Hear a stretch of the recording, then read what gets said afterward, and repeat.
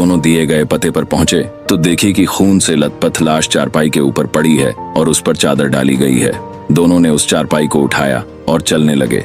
रास्ते में उस पहरेदार ने उस फांसी की सजा मिले व्यक्ति को कहा, अगर तुमने उस रात मेरा कहा मान लिया होता तो तुम्हें फांसी की सजा भी ना होती और सोना मिलता सो अलग।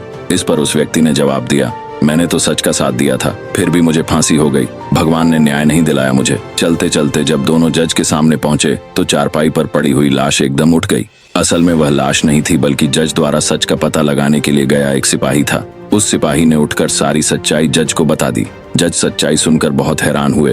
पहरेदार को कैद कर लिया गया, न्याय हो गया था, लेकिन जज के मन को अभी भी शांति नहीं मिली थी। सो उन्होंने उस सज्जन व्यक्ति से कहा, इस मामले में तो तुम निर्दोष साबित हो चुके हो, लेकिन सच सच बताओ, तुमने कभी कोई हत्या की है क्या? जज की चालाकी वह व्यक्ति पहले देख ही चुका था, इसलिए अब वह झूठ बोलने से डर रहा था, इसलिए उसने सच्चाई बतानी शुरू की। बहुत पहले की बात है, एक दुष्ट व्यक्ति मेरी गैर हाजिरी में मेरी पत्नी से मिलने आया करता था। मैंने अपनी पत्नी और उस व्यक्ति को समझाने का बहुत प्रयास किया, मगर वे नहीं माने। एक दिन जब मैं अचानक घर पर गया तो देखा कि वह व्यक्ति घर पर ही था। मुझे बहुत गुस्सा आया। मैंने तलवार से उसे मार दिया और घर के पीछे बहती नदी में उसकी लाश फेंक दी। इस बारे में कभी किसी को कुछ भी नहीं पता चला। जज ने कहा, मैं भी यही सोच रहा था कि मैंने कभी कोई गलत काम नहीं किया, न ही किसी से रिश्वत ली, फिर मेरे हाथ से ये गलत फैसला हुआ कैसे?